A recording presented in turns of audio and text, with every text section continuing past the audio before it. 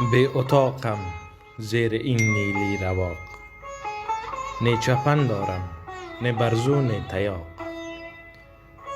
جان من از خودستایی درگذر، خجلت آمده آخرین لاف و پتاق. زندگانی جهان هر سر غم است، جفت و طاق و طاق و جفت و جفت و طاق.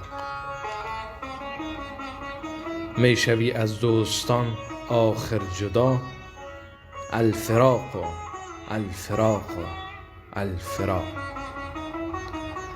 یار را آخر لب با ما آورد، اشپلاق و اشپلاق و اشپلاق.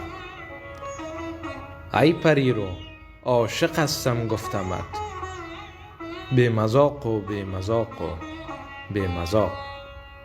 شب اگر جایی روی جانا مرو، بی یراق و بی یراق و بی یراق.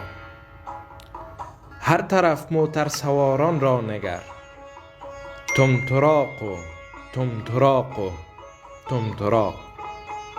حاصل این بزکشی های جهان، سرملاق و سرملاق و سرملاق.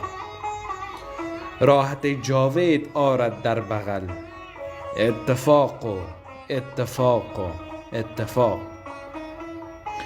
تنبلان هر صوفتند از تنبلی، چارپلاق و چارپلاق و چارپلاق.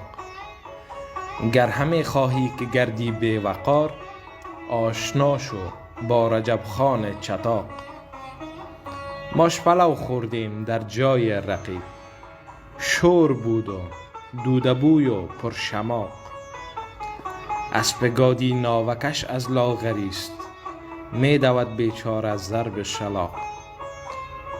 زال دنیا را چه خوش گفت اشقری، یک طلاق و دو طلاق و سه طلاق. یک طلاق و دو طلاق و سه طلاق.